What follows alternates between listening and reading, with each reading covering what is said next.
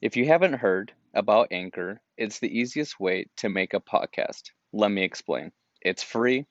There's creation tools that allow you to record and edit your podcast right from your phone or computer. And you can make money from your podcast with no minimum listenership. Anchor will also distribute your podcast for you so it can be heard on Spotify, Apple Podcast, and many more. Download the free Anchor app or go to anchor.fm to get started.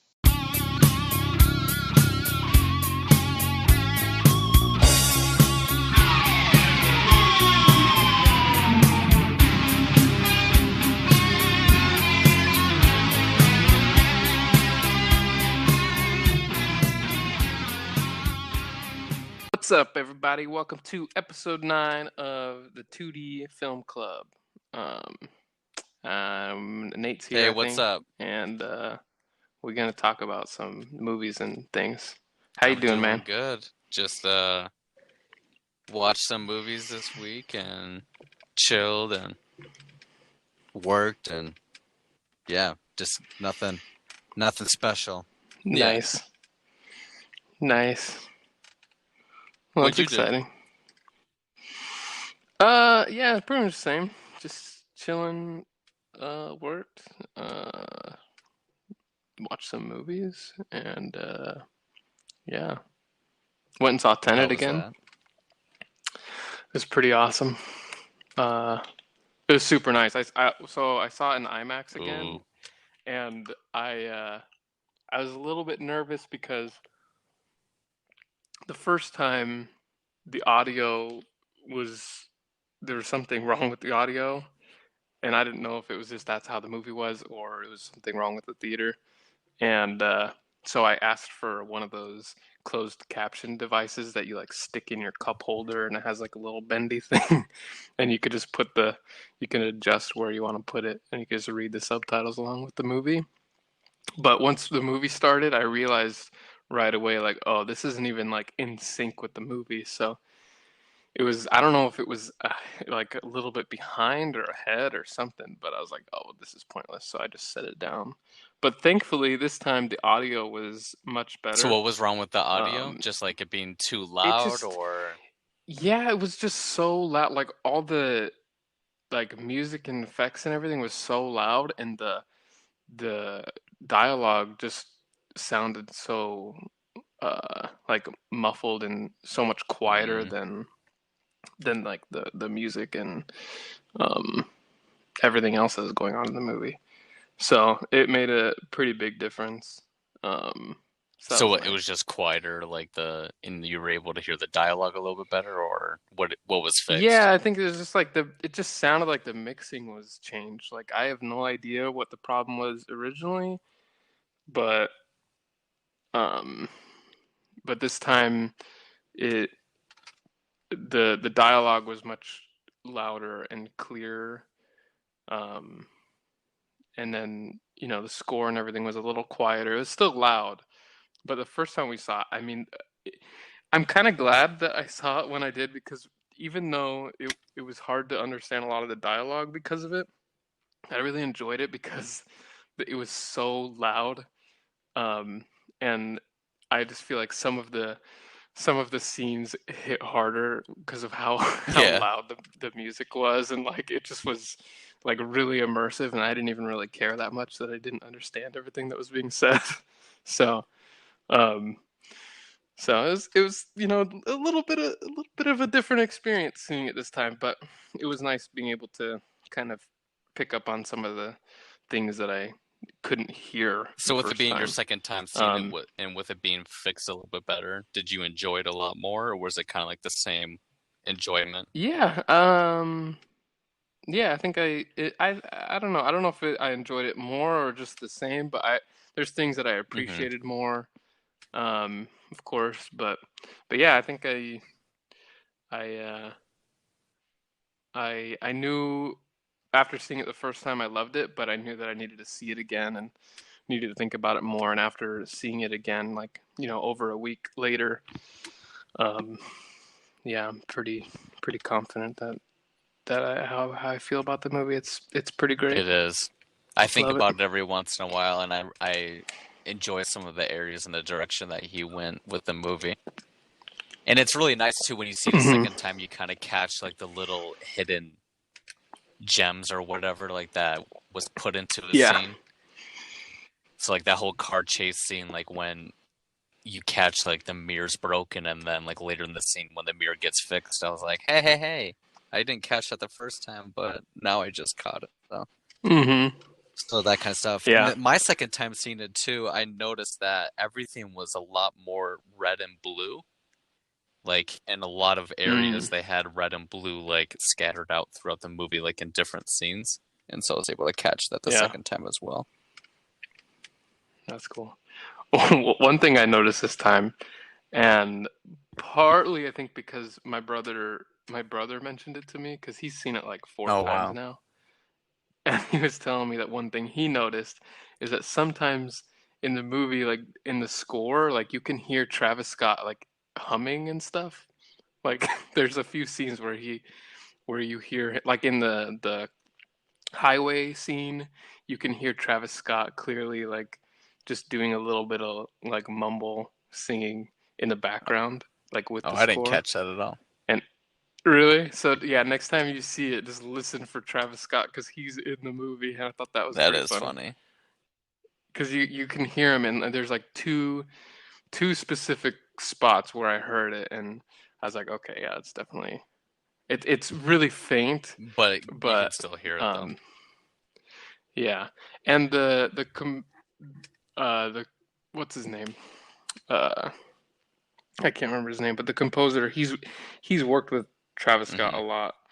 Yeah, he did Um, Black Panther, right? so yeah, that guy. Some of Yeah, the movies with he did Black Cooliger or Panther. whatever. Hmm. So yeah, I thought that was pretty cool. This is kind of funny because I was like, oh, that's Travis Scott. Yeah, there's no way. Would have been better. Would have been better if Robert Pattinson ordered the Travis Scott meal like at some point in the movie Yeah, though. go to McDonald's, get the I would Travis have Scott enjoyed that. burger. Yeah. Been a perfect Yeah, I would have promotion. liked that. Yeah, if they would have done that in the movie and just had just had like just a blatant like McDonald's ad in the movie, I think I would give it a 5 out of Oh, 5. that probably But would have been all over TikTok, and then the movie would have been yeah. grossing high numbers then. Hmm. Well, speaking of grossing high numbers, uh, it I can't remember how. I think it made like this weekend. I think it said it made like under 10 million in like in the United States or something like that. So I mean, pretty low for The second week or you know something. for a big Christopher Nolan movie, but it's obviously because of the pandemic and because of uh, not all theaters are open and a lot of people don't want to go to the theaters, so it kind of uh, it kind of made me it kind of set my expectations like for the rest of the year. I feel like I don't know when Dune's gonna come out, but I I don't think that it's gonna come out this year unless things For what? change. I just don't think that they're for Dune. Oh yeah. Like I just don't think that they're gonna want to release it in theaters this year. Like I think that they might Yeah, I wait don't know. It says that Tenet got because 200 million worldwide, but domestic it's only at 30 million, which is, and it said in the yeah, article like which it's is slow by the pandemic.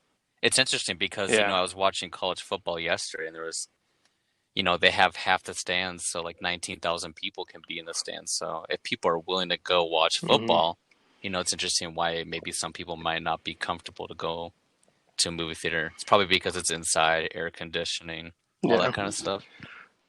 yeah. Well, and there's some places like I mean in California, like theaters aren't really Hmm. open. Like there's some that are open, and I saw a news story about they're gonna start playing Tenet at like drive-in theaters in California because like not very many people in California have been able to go see Tenet, When I know obviously. Walmart is doing like a drive-in thing too. Oh yeah, I forgot about that. There was a movie theater back where I So, used to live in Wisconsin that they were doing their outdoor like drive-in kind of thing like on one of their walls of their movie theater. But they tried to mm, renew it, and the city council denied it. Instead, that they Oh, couldn't really? do it anymore, which is kind of sad because a lot of people enjoyed Dang. it. That Yeah. sucks. Well, that's good that you're able to see it again. I definitely want to rewatch it again sometime so I can catch all those small details. I'm sure there'll be like a Watch Mojo count, like top 10 thing like that I might have missed. I can just watch. Yeah. And I'm sure Tenet's going to be playing in theaters for a while because there's not very many movies coming out, obviously. And so I feel like Tenet's going to be the movie to Oh watch yeah, for like the rest of the for year. sure. So like it'll still be playing in IMAX in like 2 months from now, probably. You can just go see it whenever. So I definitely want to see it like at least one more time. And depending how long it's playing in theaters, maybe maybe even another When I time. saw it in XD a But second time in, there are IMAX theaters by me, so maybe I'll see it a third time in IMAX just to see what it's like. Nice. But There you were go. there any other movies that you watched this week? I think let me look real quick. I can't even. I was actually just watching right before we started this. I was watching Dunkirk. Ooh. Not done with it yet, but How long is that one again? pretty nice. It's like an hour and 47 Oh, really? minutes or something like that. I thought Yeah, it was it's one of Nolan's I thought it shorter was movies. longer. Yeah, no, it's one of Nolan's like shortest Yeah, movies. hour and 46 minutes. Oh wow. Yeah. Is it on Yeah. a streaming thing or are you just watching? No, I actually borrowed the Blu-ray from my Oh, okay. brother. So, yeah. That's a good one. I need to Yeah, rewatch that. it's pretty great. Yeah, you do. You do. Because it's pretty great. It's got I a good love it. cast too. I think Harry Yeah. Styles does the best job, right? That's what everybody says. I think he's great in it. I love him. I thought he was really good in it. And actually, speaking of him, he's there's a movie. What movie is it? I was just reading about it, but there's some movie that he just got cast in that originally Shia LaBeouf was going to be in, but then they cast Harry Styles instead. Oh. So it should be cool. But I can't remember what the movie is, so I'll have to find that out later. But yeah, but that's cool. And I also watched Martin Scorsese's After Hours from 1985. That's on my watch list, so I need to watch it. It's very, very good. It's on HBO Max. It's definitely worth watching. It's very funny. It might be the funniest I've seen from Martin Scorsese. And there's still a lot of movies I need to watch of his, but it's a really fun movie about this guy who basically just he goes out to meet this girl and his night turns into just a kind of a nightmare and the worst night possible and he just wants to go home and he just keeps getting into trouble and he keeps meeting all kinds of ridiculous characters and just put in all these weird strange situations and it's pretty great. It's real fun. No, that's one I definitely want to watch, and I saw that. It's kind of a shorter one, too. Yeah, it's not long. I know it's under 2 hours, I think. Like an hour 40 or Not a something 3-hour like that. one like some other ones. Yeah. Yeah. So that's HBO good. Max, man, it's come clutch. Like there's a lot of good movies that are on HBO Max, and then they have their other shows and stuff. So I'm really glad the direction that they went with their streaming service because I know some people were kind of nervous about it in a sense. Yeah, it's pretty great. I love it. I've used it a lot so far. Yeah, whenever I go look at movies and stuff, it's just nice to see that HBO Max has a lot of these movies on its streaming service. So yeah, it's pretty cool. But yeah, man. What did you watch? Well, I watched Class Action Park. That's on HBO Max. I did too. Oh, how did you like it?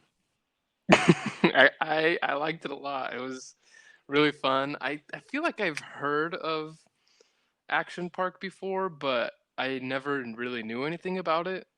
and it was really interesting watching it because it's one of those weird, just documentaries about something so just such a just an interesting little blip of just random strange history that no one really needs to know about, but it's fascinating to watch because it's such a different Oh time. yeah. Like there's no way you could get away with that Oh, stuff definitely not. Dude, that would be today. all over Twitter, like all those videos. Yeah, it's so insane though. Like I just could not get over. Like it's such a disaster. I love the Like comparison everything. they did towards like the Fire Festival. How they're like, well, at Yeah, least here you like had this, whereas then they just gave you like a ham and cheese sandwich and no tent. So I thought that was really yeah. fun. That dude had a Yeah, it point was so true. because they definitely looked like they were having a blast. I mean, and it was clearly always busy and people loved going there.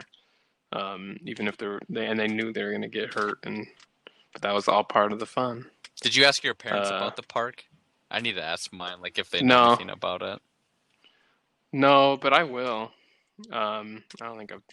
Yeah, I'll definitely ask them, see if they if they know about it. What a crazy time, though. Yeah, Some of the stuff they did, though, I yeah. was like, well, it's kind of funny because, you know, where I grew up in Wisconsin, there was like a town that was like an hour or so away from me where there was tons of water parks in it. So like I grew up always going to these water parks each summer, and like seeing some of these rides, I'm like, oh well, like the water park I went to like growing up, like they had like a slide like that, like the one where you're like standing and the floor drops and then you just like ride all the way Oh down. yeah, So it's kind of funny to see like how like they were like wow, like this ride is so dangerous, but like now a bunch of like water parks like have that ride, so it's kind of funny to see. yeah.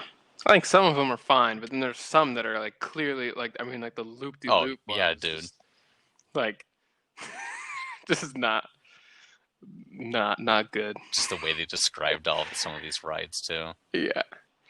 And then the one where there's the one that was like the ball or whatever, like a hamster Oh yeah. ball on the track, and the guy went into the highway, like it went off the track and he rolled in across the highway.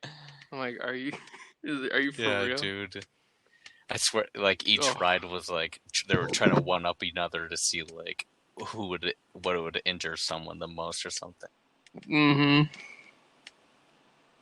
And Yeah. then it was just funny the one that they described where it's like a rolling thing where you like roll down, and the guy was like, I don't want to go on that. I don't want my balls getting caught on it.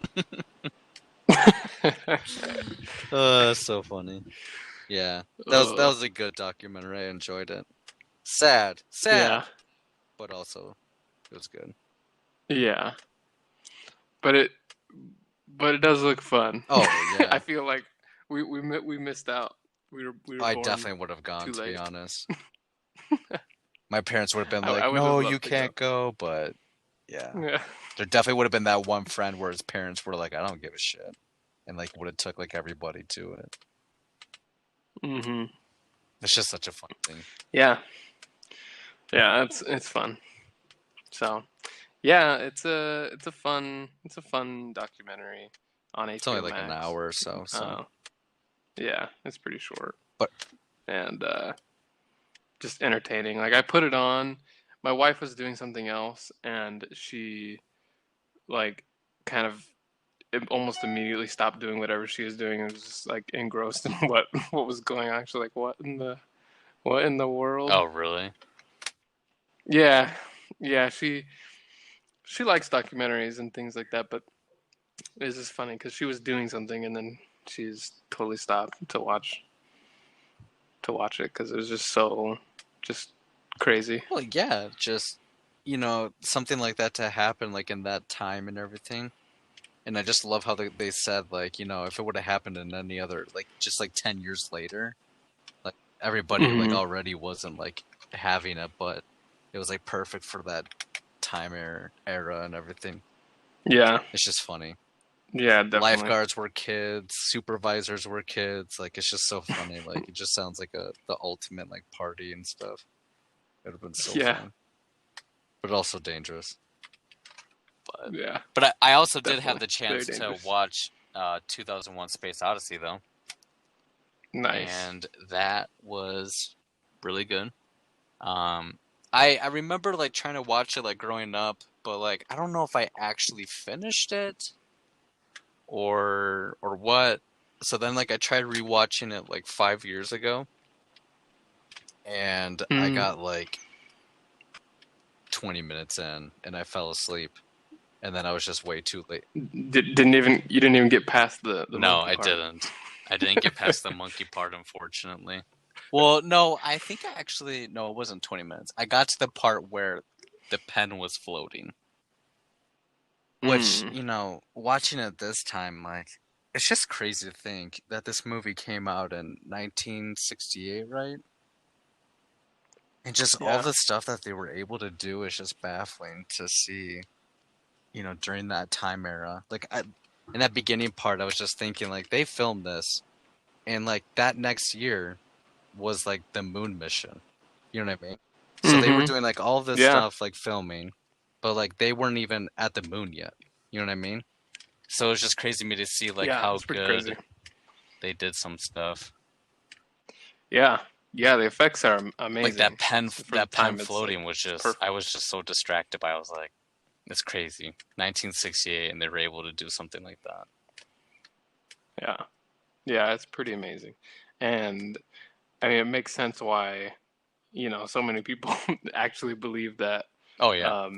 Stanley Kubrick faked the moon landing. They had him do it because of 2001. Like, makes sense. Oh yeah. If anyone could do it, it's him. So do you think the moon landing was fake? No, I don't. No. Do you? It happened, or did it? Or did it not? Yeah, I Who don't know. knows?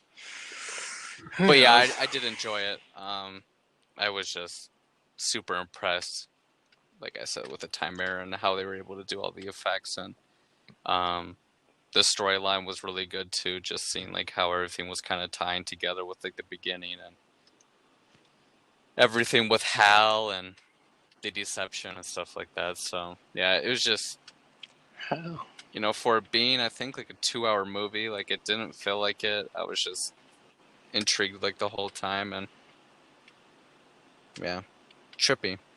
There were Awesome. some parts where it kind of reminded me of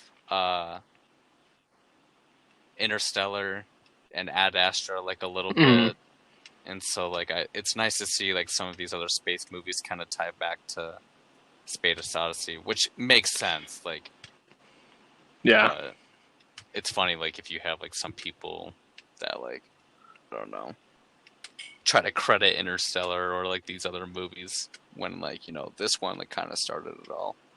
So. Oh yeah, definitely. For sure. I definitely need to watch it again. It's probably soon because it's been a while. HBO Max. It's nice. Yeah, I'm gonna have to watch it again. It's one of the best. When was the last time you watched it? Ever? I don't know. It's been more than a few years though. I don't remember when I watched it last. And didn't you say last week that Space Odyssey is your favorite space movie, or? I think it's, yeah. I mean, as far as like those kind of space movies, I mean, like Interstellar and Ad Astra and anything like that. First Man, The Martian. I think this is by far the best one ever made. I mean, it's perfect. It's a perfect movie. It really is. Kubrick is a master. He is. That is so true. But yeah, it's pretty great. Well, was there anything else that you watched, or? Yeah. Oh, well, I did watch a couple other things. I don't want to talk too much about those, but let me look real quick because I was just looking. I did watch a few other things. I watched Enter the Void, which I've already told you a lot about, because it was just such a trippy, weird, super weird experience. But it's an experience, for sure. It's like it's unlike anything I've ever seen. That was that Snapchat you sent me? And yes, it is. That's that one. It's from director Gaspar Noé, who I've only seen other of his movies, Climax, but I need to watch some of his other movies too. He definitely has just a unique voice in cinema in general. It's just very uh, yeah, just different. It's a really psychedelic movie about a guy who basically he's in Japan and long story short, he dies and he kind of um, he's living in the afterlife, kind of following his sister and watching over her, and it's a really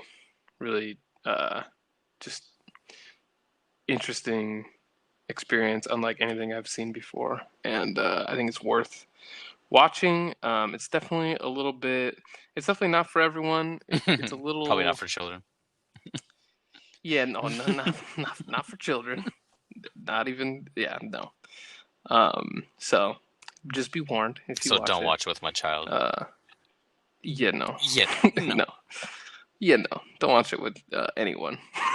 Watch it Just alone. watch on your phone, like in the bathroom or something like that. Yeah, yeah, but it's good. Um, I also watched Gremlins 2, Ooh, and I've never seen Gremlins 2 before. I've always loved Gremlins, the original one. Um, Ever since I was a kid, I was obsessed with it, and I remember I've always wanted to see the second one, but I just never have. And I saw it was on HBO Max. I'm like, okay, I'm watching it. I need to see this, and it was pretty great. It's a good sequel. Um, it's just really fun. Uh, it's not as good as the original, but it's not a bad sequel at all. It actually has a lot. It introduces a lot of cool new things and has an interesting story, and enough to kind of uh, like it builds off the first one while doing something totally new, and it's cool. It did not disappoint. I need to watch those. It's been a very long time. Yeah, It was funny because I was going through yeah, that list, looking at when I was trying to look for some movies before I watched Space Odyssey, and I saw like a bunch of like thriller, scary movies and stuff like that, and it just makes me think of how mm, there's a lot of movies that I'm gonna be excited to recommend to watch for our film club for October and stuff. yes, I saw yeah. like This is an Leprechaun. I saw official. like Leprechaun 1, 2, 3. I saw like Leprechaun in Uh, Space, and I didn't even know they made one like that before. So it'd be funny to watch like that whole like series or that would be something. fun. Because Leprechaun was always funny. Heck yeah, man, that'll be fun. Yeah, so that's an official 2D Film Club announcement. We're gonna be watching some horror films in Yes. October. Perfect. So I think it'll be fun with Halloween and everything. Um, And but then yeah. we'll watch like a bunch of Christmas movies during Christmas. Like Black Christmas or something like that. Black Christmas and Gremlins and Die Medea's Hard. Christmas or something like that. Tyler Perry. Yeah, yeah, for sure. Absolutely doodly. Yeah, I'm just excited to start watching some of these other movies in October and stuff. It's hard because I want to recommend some of them, like for right now, but it's like, no, I'll wait. Yeah. Maybe like the end of September, Well, maybe we can start a little bit early. yeah, But I think that's good. What's today's date? It's the Yeah. 13th.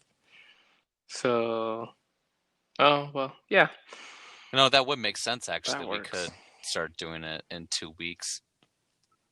Because October Yeah, I 4th think would that be works. when we would record a podcast, so Mm-hmm. we'll have to do it during that then. So yep, we'll Yeah. start doing Let's that do it. that scared to- scarecast. Mm-hmm. Yeah, we'll have to start planning what movies we want Hell to yeah. watch. That'll be fun. I'm excited. It'll be good. There's a few things I just wanted to bring up real Uh-oh. quick. There's not a whole lot of movie news, but I saw a couple interesting things. The Candyman reboot. Did you see that's been It delayed is to because I saw a 2021? trailer for it and I was like, why is it Yeah. delayed? Just because of everything, or Yeah, I saw the director made a statement that she does not want to. I think it's she. I can't remember who the director is, but she doesn't want Nia. to release it on VOD, and she thinks that the movie needs to be. She wants people to experience it in theaters, and obviously, with a movie as big as Tenet doing doing how it's doing right now in the United States, I think she's like, Yeah, that yeah, makes I think sense, we like need why to you wait. think that Dune's not going to, because I just saw that Wonder Woman now is not going to come until Christmas. Yeah.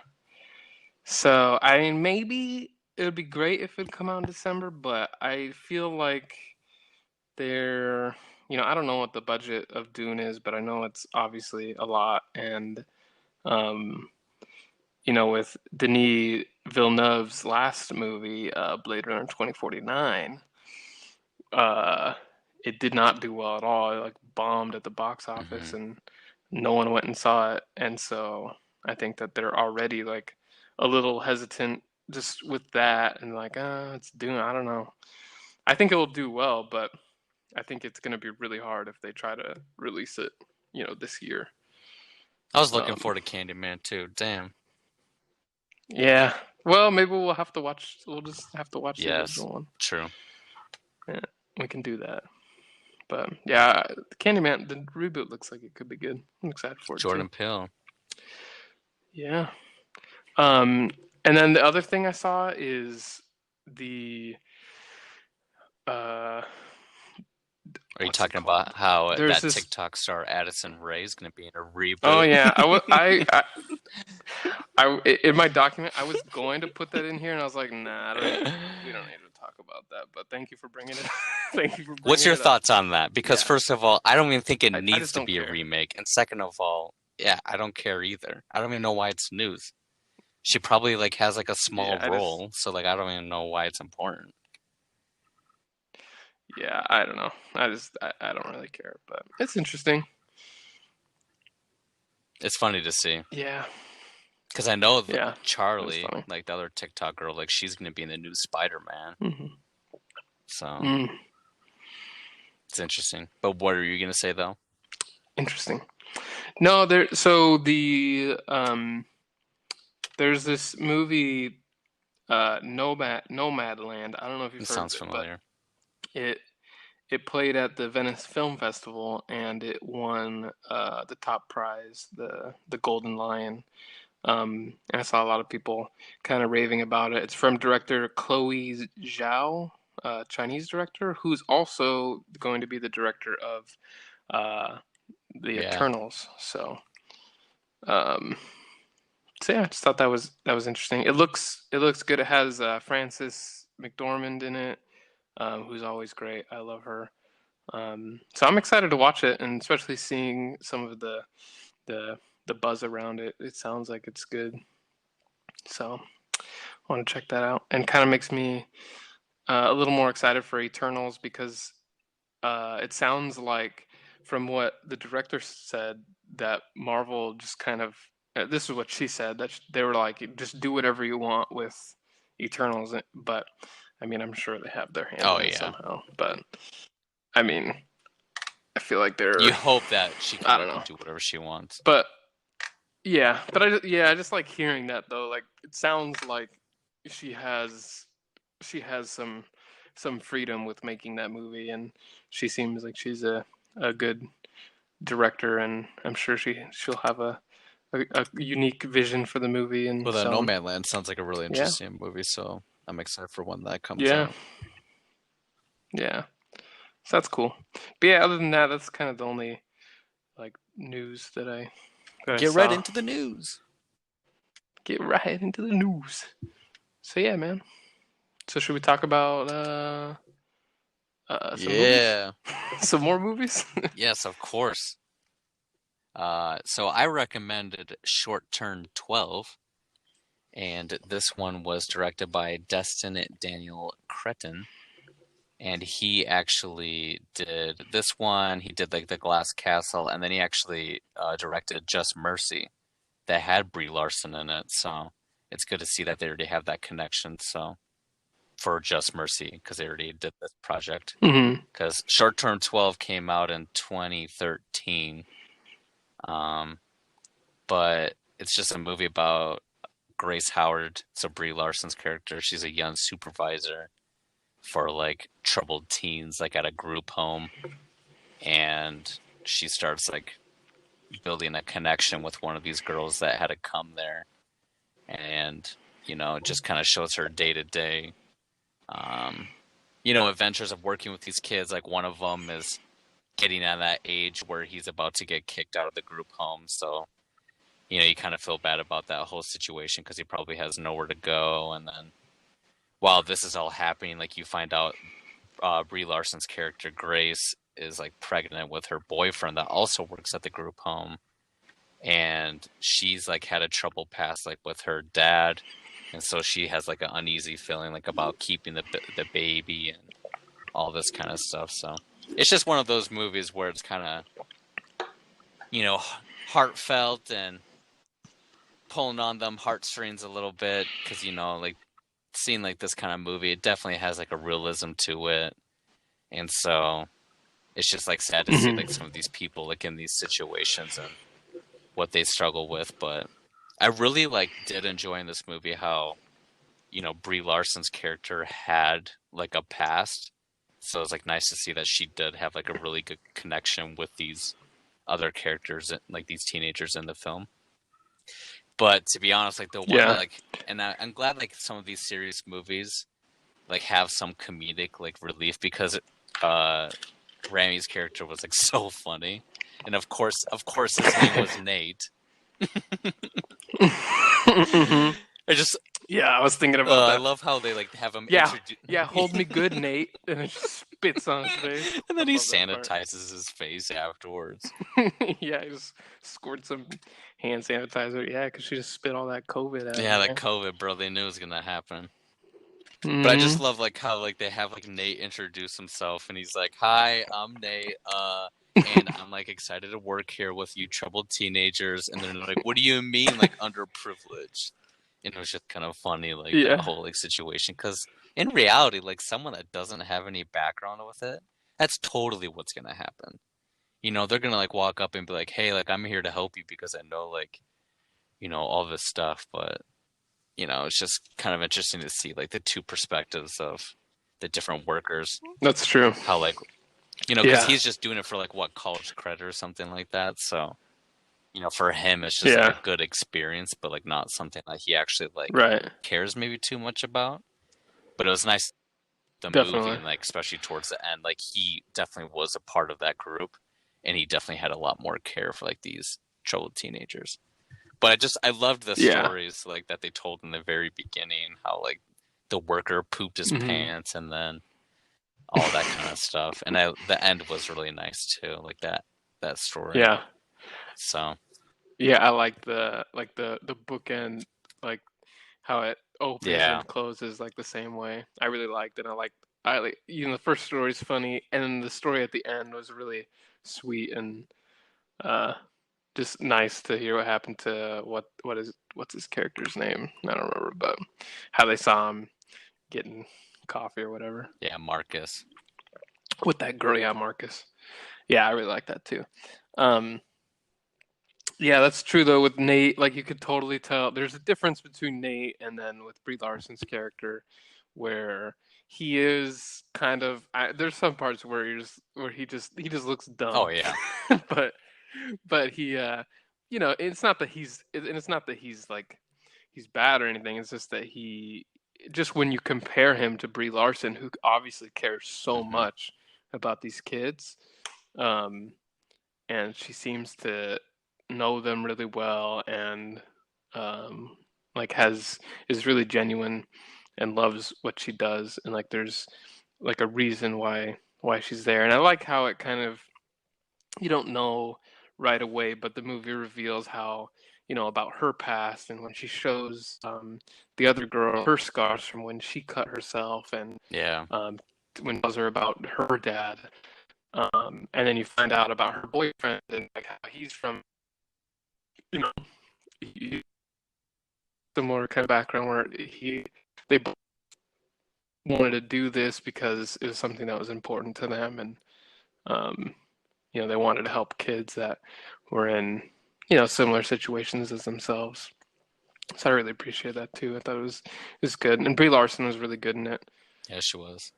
Uh, Well, especially that part where she's going to like that girl's house and she like grabs the bat and you're like, oh shit, like is she about to like do some shit to like this girl's dad or whatever? And then they go and like they, she smashes like the girl smashes her dad's car windows and then Bree gets on top and just starts like smashing like the shit out of the glass.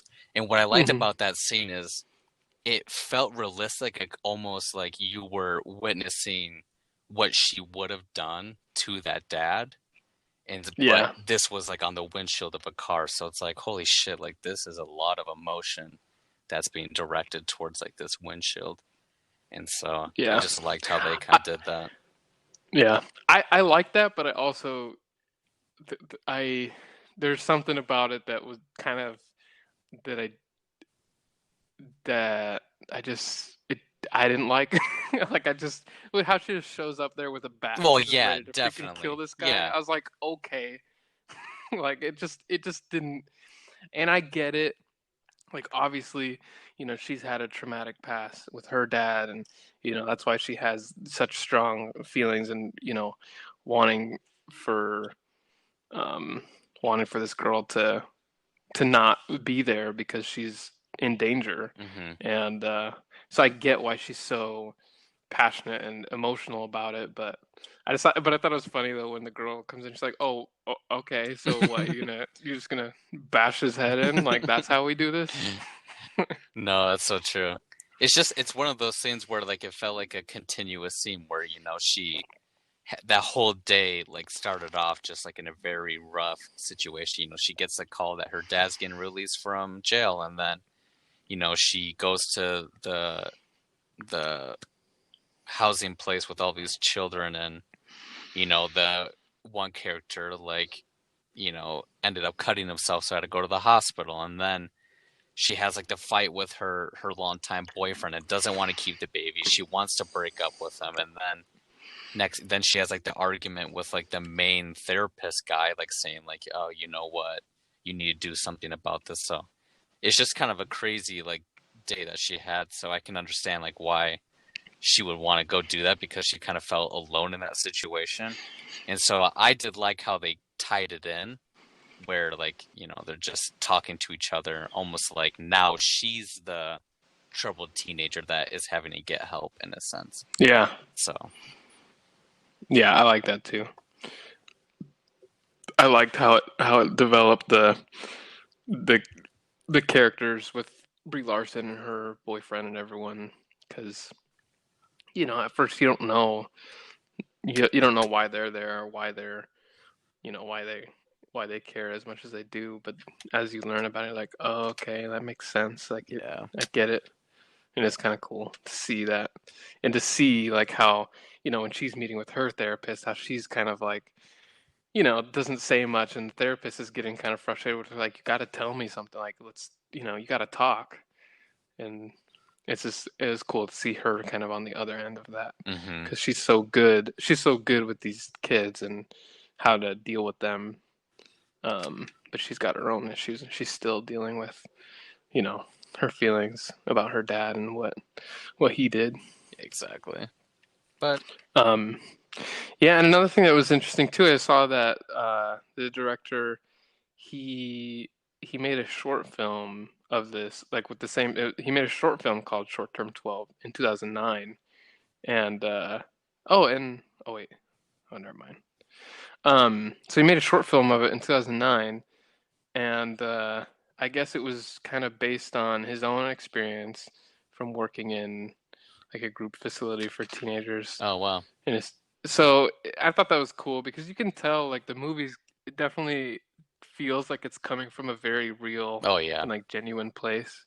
And so you could see like the director definitely has, he's passionate about it, and you could see that maybe some of these things were maybe things that he dealt with and experienced with.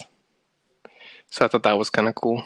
I just like these kind of movies. It reminds me of like Peanut Butter Falcon and or Yeah. like Honey Boy or something like that, where you just have like some of these realistic things that are happening in the movie where you can see like totally happening. So I like that aspect of the movie.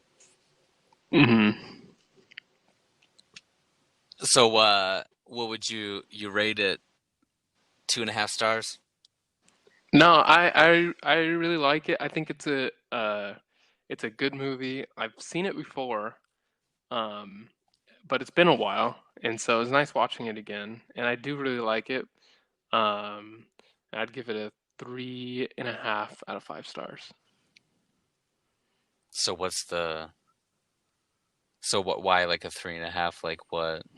No, I'm not like not You got beef? No, I don't kinda Hey man, I'm just curious. why'd you give Dunkirk a 3.5? Is that You want to go payback? there? Is that payback? Yeah, it's payback. I was watching Dunkirk and I went on Letterboxd. I didn't even know that you gave it a 3.5. I was like, really? And then I started getting mad. I had this whole argument in my head about why Dunkirk is so much better than 1917. I'm like, how did you give this a 3.5, but you gave 1917 a 5 star? But that's okay, because guess what? That's just like my opinion, man, and that's your opinion. I told you I watched it It's at all- home, so I was easily distracted. I'm sorry. I know. I'm just kidding. No, I give it a 3.5 because I mean, 3.5 it's a good score. Like Yeah. I really like the movie. I just don't think it's for me. It's not. It doesn't quite. I don't know. It just doesn't do enough for me where it feels like it's like a great movie, and I feel like it's not. I mean, so I've seen it before, and it definitely left an impression on me. But there's so much. It's the kind of movie that I feel like I forgot about, and Yeah. It's nice watching again, and watching it again. I feel like I'm like, it's good, but it's just not quite. I don't know. It's nothing specifically It's not your genre. about it that's. No, it's not that it's not my I'm just kidding. genre. I mean, that doesn't make sense. I just, yeah. I mean, I gave it a good score, 3.5. It's a good movie. I would recommend it. So It's good. it's just as good as Dunkirk then. No, it's not as good as Dunkirk. Well, I gave Dunkirk 3.5, and you're saying that this is just as good as 3.5. Well, So you're wait, saying my so opinion. wait. You're saying my opinion about Short-Term 12 is wrong, and I'm saying your opinion about Dunkirk is wrong. Nah, I gave it 4.5. I just like the realistic part of it, and I thought Brie Larson did a really good job in it, and I loved her boyfriend in it too. Yeah. So with it being my first time and stuff, like just and kind of being new to the whole movie thing, like a lot of times, like watching these movies, I'm just excited because, this movie only had like a budget of less than $1 million, and it only made like $2.3 million. And so, like, I don't really think it got like a huge release, which I don't think it did. No. So it's just kind of nice to watch some of these movies that a lot of people don't know, and I think that's why I kind of just hit me a little bit more, just being a part of that man. situation. So yeah, It's a good movie. it's just as good as Dunkirk, right? It's good. Hey, we were just talking about this last week, how we need to disagree about something, and we don't even quite disagree. I just don't. No, I knew love you were this gonna. movie I knew you were gonna give as this. much as you. I knew. Really? Yeah, totally. It's funny because normally when you recommend a movie, sometimes you ask me like, "Hey, have you seen this movie?" But this time you didn't ask me, and I was like, "Okay, good. Like I don't have to answer that question." And we just watch the movie because sometimes you don't want to. You're like, "Oh, you've seen it. Like I'll pick something else." No, I had a feeling that you watched it. Really, that's funny.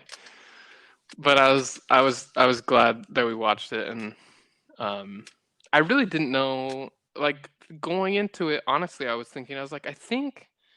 I never rated it on Letterboxd because it's been a while since I've seen it, and so I couldn't, I felt like I needed to watch it again to rate it anyway. Yeah. But in my head, I was like, I think it's like maybe I'd probably give it like 4 stars, probably. But it just, yeah, I don't know. It's good. It's good. Yeah, it's just as good as Dunkirk. Yeah, but Dunkirk's like way better, bro. Way better, bro. It's like way better, bro. No, but it's a good movie, and yeah, if it sounds like something you want to watch, it's worth checking out. It's kind of, I do like how it's a very serious it's a very serious movie with a very serious kind of subject matter, and it deals with like some really serious things and like some really dark Hmm. stuff. But I really like how they handled the tone of it, where it's still like it doesn't feel so heavy, like Yeah. it's funny. I feel like it's funny a lot of the time, No, no. even though it can be sad, but like it has a nice, pretty happy ending. Um, and it didn't like it's not. It sounds like the kind of movie that could be just like such a big downer. Like, oh yeah, it's good, but it's so sad. But it's not. It's not that, Yeah, I and didn't I get do that feeling appreciate that either. about Yeah, it. same. Yeah, because it's very enjoyable. Like it's fun to watch, even though there's some really like some sad and like some dark things. I mean, the part um when she's reading her story about the octopus and the shark, you're like, oh man, like this is so sad and dark. And she's like, has your dad hurt you? And she just starts crying. You're like, oh Hmm. my gosh. Yeah, no. So That's, it's definitely it's heavy, but it has it does a really good job of like kind of balancing the tone and keeping it hmm. where it's still fun to watch in a way, but it makes makes you think about it and makes you feel some things, makes you feel some stuff. But yeah, And that's what I it's good. appreciate about it, just having that comedic areas with the Nate's character and stuff like that. So, or the character Nate, just like him being in it, especially like the part where the girls come up to him and ask him to jump rope, and he's like, "No, I can't do that." And then they look at him Oh like, yeah. "Yeah, you can," like you know. So it's just like that, Hmm. those kind of areas, because it makes you think like, oh man, like this whole home that these kids are living in, like it's pretty serious. Like all these are definitely troubled, but then they really like are trying to become close to them and help them. So Yeah, I also another thing that I that was kind of fun watching it again this time is seeing Lakeith Stanfield in the movie. Because when I saw this movie at hmm. first, I don't think I've ever seen him before. I No. think this was the first. I think this is the first time I've seen her in a. Um, I mean him, Yeah. not her. The first time I've seen him in a movie, and so it was fun watching him in this movie again. Because you're like, oh yeah, okay, this is. I think this is probably the first time I've seen him in something. I didn't know who he was at the time, but he obviously has gone on and done a lot of great things, and he's That was always his first good. movie. Oh, really? Hmm. I didn't know that. That makes sense. That's crazy. He, He's good he, in it. yeah, he was in a short film, and then that was his first movie. Oh, that's cool. And then he was in Purge, Selma, Dope. I Yeah. remember watching him Dope. I remember him Oh, in yeah. that, Straight Outta Compton. I think my favorite role of his is still on Atlanta. Oh, dude, Atlanta, he's He's so so good. he's so funny. He's such a funny character. And then also Stephanie Beatriz, the other um one that works there. Yeah, She's not in it as much. She's the one from Brooklyn yeah, Nine-Nine, and no. uh I don't think I realized that when I think probably at the time when I saw Short Term 12, I don't think I've seen. Well, Brooklyn Nine-Nine I think came out the same year, so makes sense. Yeah, But when I saw her, and I was like, oh, oh yeah, oh yeah. so it's fun sometimes, like when you go back and you watch a movie that you've seen before, and then you notice so many Hmm. people. You're like, oh, what the? So it's fun. Yeah, especially like last week with Interstellar, like having Timothy like in it. I'd Yeah, never caught it until now because he's in a lot of these other movies. yeah, yeah. It was fun seeing Timothy Chalamet in that. Can't wait for Dune. Yes, yes, Well, yes. anyway, any other closing thoughts? We already gave our scores and everything, but anything else you want to say before No, we talk about Brazil? Brazil. All right. So we watched Brazil. I've been Bros. wanting to. Do you like that song? Yeah. It's pretty great. I know I that love song, it. so I liked how they implemented that movie. Yeah, I love it. Um, but yeah, I've been wanting to recommend this for a while. It's one of my favorite movies. It came out in 1985 and is directed by Terry Gilliam, written by Terry Gilliam, and I think there's some other writers on the movie too. And it's a kind of dystopian science fiction slash kind of fantasy movie. It stars Jonathan Pryce and Robert De Niro's in it. He kind of has a small role, and Ian Holm is in it. And the main character is Jonathan Pryce's character, Sam Lowry, He's so who's young. yeah, he is so young, and it's fun watching him in this movie because he's so good. Uh, I really enjoyed a lot of the performances in this. But yeah, so Sam Lowry, he's a man who's living in this dystopian kind of weird future that also Nazi. it yeah, it's funny because it's one of these weird dystopian future movies that's kind of uh um like it's sort of futuristic, but then it's also kind of like retro in certain ways. Like they dress like it's like the 1940s or something, and then like a lot of the technology is just like really weird. Like it's just weird technology that I feel like makes things harder than it has to be. Like it's kind of like neat and cool, but it's like, oh, you could just do this like Like the TVs another being way. super small, and then they use. Yeah, with the magnifying glass things or whatever. Like just a lot of weird things like that. And the scene when he gets up in the morning and like his toast is made and like it pours the coffee on it. Yeah. He's like, and he can't eat it. He's trying to eat. I love that part when he's trying to eat his It's like soggy toast. He flopping throws around. it away. Yeah, yeah. I love that part. Which Back to the Future stole that opening of that scene for sure. Like with that, like how it opens, like with the whole wake up thing. Thieves. Oh yeah.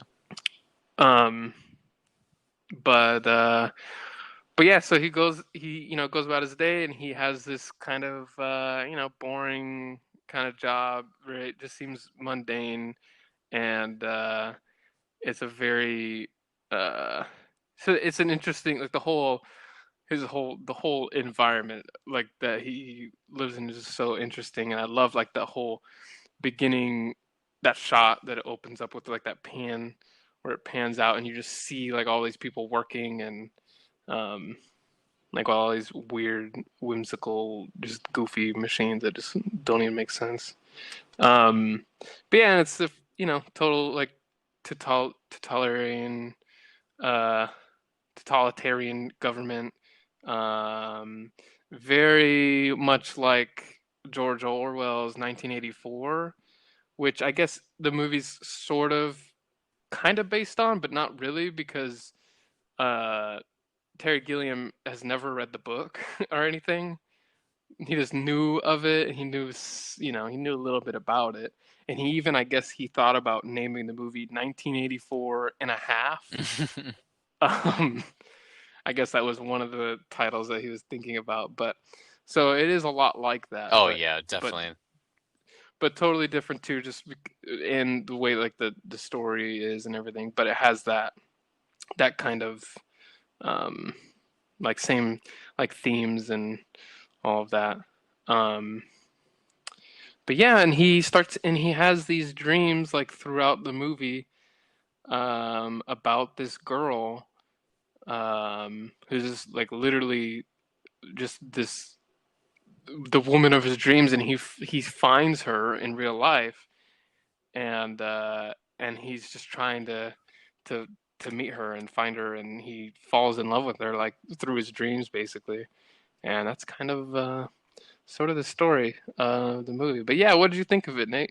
Did you like it? Did you love it? Did you hate it? Did you give it 2 stars? See, what's kind of interesting with some of these movies is I'm watching them, and with how old they are, some of these like are super interesting, and I'm like, wow, okay, this is a really crazy direction that they're taking this movie. And then some of them, for me, it's like almost I'm trying to like grasp like what's going on and like trying to Mm-hmm. understand it, but it's not making sense to me just because of what they're trying to do.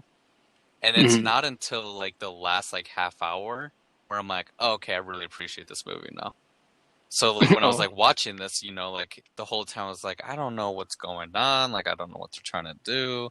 Some areas kind of felt like a little like I would get confused, and then yeah, just like the last half hour, like it kind of tied everything in where I was like, oh, okay, like I definitely like this movie a lot more. I really enjoy like what they're trying to do.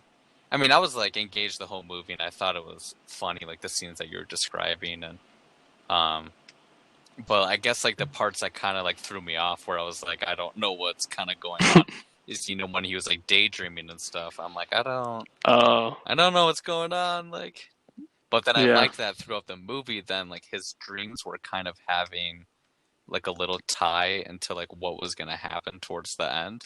Like seeing the baby mask, and then seeing like Oh yeah. people like kind of like burnt up and stuff, like just that kind of stuff, and then seeing the girl or whatever. But I definitely enjoy it. I gave it 4.5 stars. It's one of those movies I definitely want to rewatch again, just because after seeing it the first time, I kind of was like just trying to take everything in. But I Mm-hmm. really did enjoy Jonathan Pryce and Robert De Niro. I wish there was Yeah. more of him, just because his Yeah. character was so interesting. I wish there was more of him, because anytime he came on the screen, I'm like, oh, this is awesome. So that would be my He's only thing so of the movie. cool. I just wish Robert De Niro was more in it, especially Mhm. the end. Where he's kind of having like this little thing with Robert De Niro, like helping him escape, and then he gets covered in paper, and I'm like, what the hell's happening? And I had like a feeling the whole time that he was obviously like it was a dream, like what was happening. Mhm. And so I liked the end, how he was humming Brazil and stuff like that. Yeah. Yeah, I really did enjoy the film. It's definitely one of those I really want to rewatch again, just because of how intriguing it was. So Awesome. I'm glad you liked it. Yeah, it's definitely one that's worth watching again. And I've seen it. I don't know how many times I've seen it now, but I've seen it many times. and I love the score And, too, the music that would play yeah, throughout the movie. yeah, I love it too. And I'm pretty sure the title of the movie, I mean, it has nothing to do with the movie. It's literally just Oh yeah, he wanted to use the song, and so he named the movie Brazil. But it works. I like it. Um, but did you like the ending? How it ends and that ends up being a dream. He doesn't actually escape. yeah. I mean, I had a feeling like the whole time that it was. Mm-hmm. Um, but it's just like one of those situations where he like wanted to happen when he was having these dreams throughout the whole movie. Like he wanted to rescue her. He wanted to like do all these things to like help her fake that she's dead so he can be with her. And then so I think it's one of those things where him kind of going crazy in the end is almost what needed to happen in order for him to have this fulfillment in a sense. So Yeah. Yeah, and I really I like the whole daydreaming thing. It is kind of funny though. There's some parts where it will cut to the dream and then it will show you him like waking up, but you're like, why did you fall asleep randomly there? yeah, like when Like he's at his desk or something like that, or like some of them, yeah. like I don't even think like he like maybe fell asleep. It was just I don't know. Yeah, I completely agree. Maybe he's continuing the like there's the daydream in his head or something. I don't know. Mm-hmm. But it kind of reminded me in a way of like how Scott Pilgrim is, how he Yeah. has in his dreams he sees Ramona or whatever, and he's looking for. It's the same kind of thing where Oh yeah. he's looking for her because he saw her in his dreams, and he seems like a very like he uh he seems like a really good worker. His boss, Ian Holm, in the beginning, I really liked him in this movie because Mm-hmm. it's funny seeing him in a kind of comedic role. Like he's just so funny when he's like, Lowry. Uh, and then like when all the guys are like they're watching TV, and then he comes out and they just like continue working. Um, But I thought that he was really good. But but you get the sense that, I mean, if he never had these dreams, like he would have never went on this whole like adventure. He would have just kept Oh no, living like his boring life, and working for. turning down the promotions. Yeah. So it's kind of interesting how it's interesting because this movie is like, I watched some of the special features on Criterion Channel, and I think Jonathan Price is the one that said this. He's like, the movie's like, it's like half dream, half nightmare, and it really, it really, that's exactly what it Oh is. Like, it yeah. is like this dream, but he's living in this nightmare, and it ends in, this nightmarish way. But it's kind of bittersweet in a way. He, you get the sense that he broke out of this kind of system and kind of he changed his I feel like he changed his views on some things, and he in the beginning, uh like he seems like he was really loyal to, to his job and to this government that obviously doesn't care about anyone, and is it you know I mean, kind of evil It's in kind a of like lot of Total ways. Recall. Yeah. And it's cool to see, how he changes, um and then the end. Oh, I okay. So something that's interesting about this movie is, so this I started watching the commentary track over the movie, and Terry Gilliam said that this is the fifth and final version of the movie. So there's been multiple versions Oh of wow. the movie. But the infamous one is called I think it's called The Love Conquers All cut of the film, and he so the film released how he wanted to, like in Europe and in other countries, and it did well. And then the studio wanted to cut the movie down like a considerable amount, and they wanted to change a lot about the movie too. And Terry Gilliam had to fight them for a while because he would write the studio letters like, you know, this is not my movie. Um, if you're going to release this, then take my name off of it because this is not mine anymore. Like this has become yours, because they changed so much, and they cut it like and you can watch on the Criterion Channel too the Love Conquers All cut of the movie, which is only like an hour and 30 minutes, so Oh it's man. significantly shorter, and it has a different ending, which is uh, probably the most upsetting part about it is the ending. So in the end, I'm just gonna read this from here. It says, so after Tuttle disappeared, it cuts immediately to Sam and Jill driving in the truck, and it doesn't explain how they escaped the arrest. And then there's a sequence in the countryside where they're outside, showing Jill on a farm, and Sam is shown asleep in bed. Um, and the camera zooms to show a picture on the wall of a winged Sam before cutting to a dream shot of Sam carrying Jill and flying up into the clouds. And then the credits are displayed on clouds, kind of like in the beginning of the movie. Mhm. Um, oh, oh, interesting. I didn't see this part, but I guess apparently the image of Sam sitting in the torture chair is still visible, but it's like superimposed over it. Mm. That's interesting. So it doesn't. I guess it's a little bit more.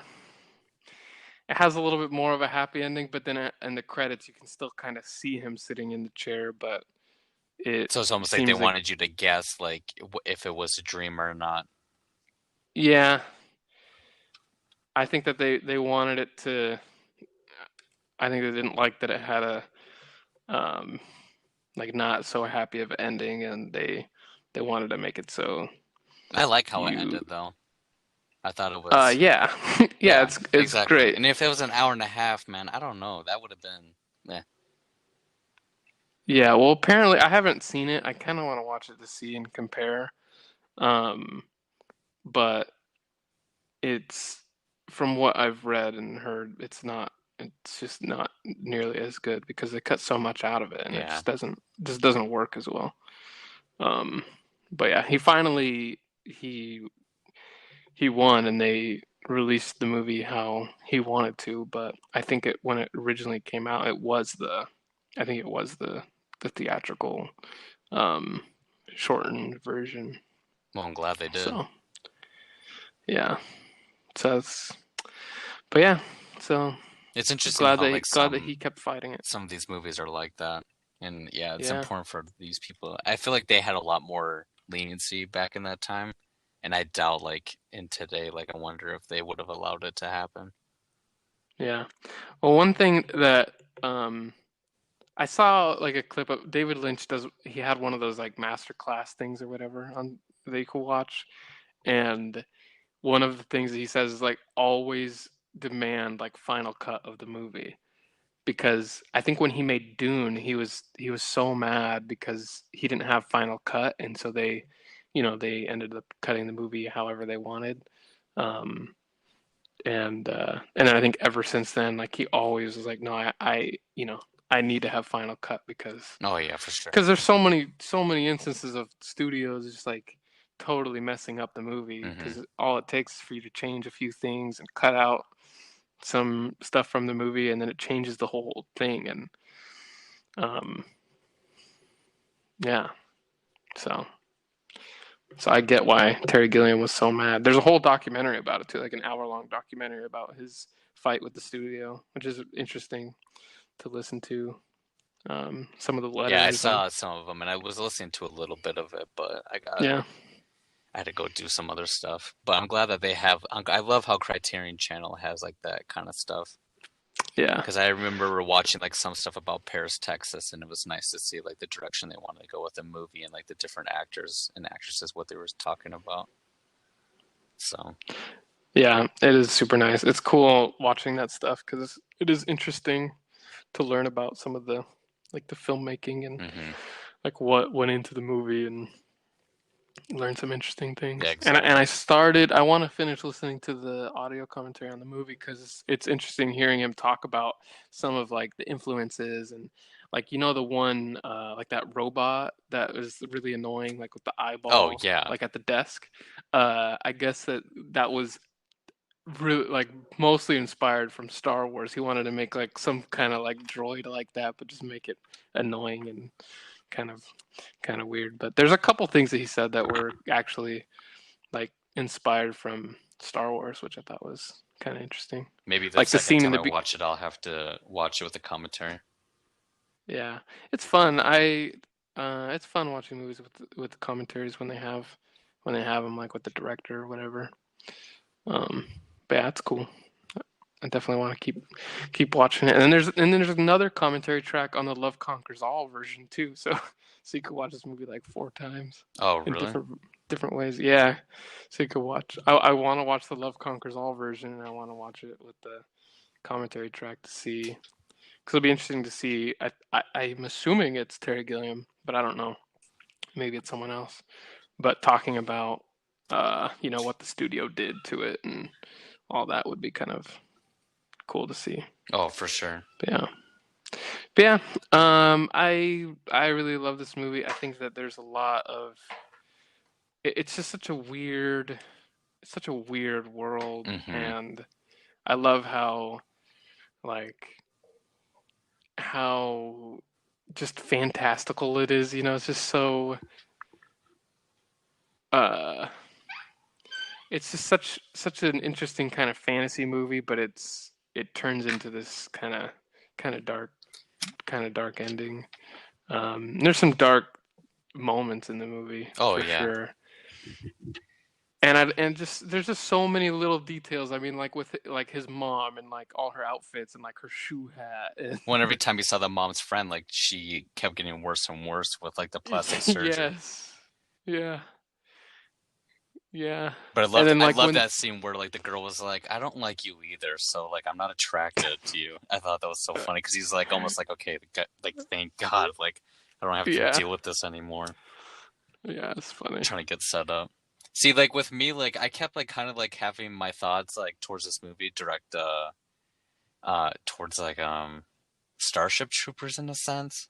Mm-hmm. Just because of like the way like they try to make it seem futuristic, but then like how they were themselves, like it was kind of still stuck in that classic like 19 like 40 50 attire, or like the way that they acted. Yeah. And so that's what I kept thinking during this whole movie. And it's kind of funny that back like in the 80s, like that's what they kind of did with these movies, where they made it try to seem like real futuristic, but they kept it like in a certain time zone kind of thing. So that's what I was thinking the whole time when I was watching. I was like, this kind of reminds me a little bit of Starship Troopers in a sense. I mean, obviously That's funny. not as goofy as Starship Troopers, but True. but yeah, I did enjoy it. I definitely want to rewatch, and I'm glad that there's a lot of different versions. So Awesome. I'm glad you liked it. Glad I hell yeah, watched man. it. So what do you give it? Um, 4 I give it stars? 5 'Cause stars. I know 3.5 Dunkirk gets. Yeah, you big mad, huh? Are you gonna be here for next week's podcast, or are you quitting? No, Are you quitting the I'm just podcast? joking. I'm joking, man. I'm joking. That'd be a shame. But no, I love this movie. I honestly consider this is like one of my favorite movies. I feel like I have so many favorite movies, This but is this definitely a is Cody movie. When I was watching, I yeah was like, this yeah. yeah it's definitely a Cody movie. And I want to maybe at some point maybe watch maybe some other Terry Gilliam movies. Like, I don't know, have you ever seen 12 Monkeys Mm-mm. or I've heard of it. Time Bandits? No, I've heard of them, but I haven't seen it. Um, yeah, those would be fun to watch. I haven't seen 12 Monkeys in a while. That's a good movie. Brazil, I definitely think is his best movie, in my opinion. Um, but he's got a lot of good movies. And he has some misses too. Like there's some that are not quite as good. Um, he did the Imaginarium of Dr. Parnassus. I don't know if you ever heard of that, but that was actually Heath Ledger's like last movie was that, and he died in the middle of filming it. And then Mm. they the interesting thing with that movie is um, Jude Law and Colin Farrell and who else? Who else was it? Um, oh, and uh, what's his name? Uh, wow. Oh, and Johnny Depp. Duh. They stepped into because in this movie, like they go into this like mirror thing where they enter the Imaginarium, and so I guess they filmed everything with Heath Ledger like in the real world, but they didn't film him in the Imaginarium. So each time he goes into the Imaginarium 3 different times, and every time he goes in, he looks different. So he goes in, he looks like Jude Law, and Jude Law plays him when he goes in, and then Colin Farrell and Johnny Depp. So it's an interesting one. That one's pretty good, but it's just not. It's definitely not his best. And Yeah. he has a few other movies that are kind of. Um, he's got kind of a wide range of things. There's some movies I haven't seen, but yeah, Time Bandits and Is he still alive? Brazil. I think so. Yeah. When was Yeah. his last movie that he directed? His last movie was the man who killed Don. Oh, yeah. I don't know how to Don say it. Quixote? Don Quixote, yeah. Yeah, that movie, which I want to watch Wait, that. I or is it haven't seen Coyote? but No. Coyote. I think it's Quixote. I don't That know. makes Now I'm sense. like questioning it. I'm probably gonna have people be like, no, Mm, you pronounced it wrong, brother. it sounds good to me. We'll go with Quixote. That's good I enough. think it's Coyote. I think Don Coyote or something like that. something like that. Maybe it's in between Coyote or Coyote. I don't know. Yeah. Yeah. Well, and Jonathan Pryce is in that one too. Oh, And Adam perfect. Driver and stuff. But look, that one actually looks pretty good. Oh, if it has Adam Driver in it, then I'll have to ask Sky about it. She's probably probably Yeah. seen it like 7 She's times. probably. Yeah, ask her about it. But yeah, man. Um, Watch some good movies. I'm excited. Sure did. And then we have next week. I recommended Chronos. And my recommendation is Battle Royale. And mine is on HBO Max, so you can watch that. And I think Battle Royale is only on like Tubi or something like that. Tubi. Something. I know it's not on. Last I checked, it wasn't on like Netflix or anything. But I think Tubi or something. So you might have to watch it with ads. But I think Greenland is coming out in theaters this week, so I might try to see it. But we'll see. Well, you have to let us know how it is. I saw that people are rating on Letterboxd, and it looks like a majority of people are giving it 3.5, which is interesting. But it definitely has that wide, that's that good. like slope, where it's definitely in the middle is like 3.5. Yeah. So cool. Sounds good. Yeah. Well, thank you everybody for listening. And bye. We'll see ya. Bye.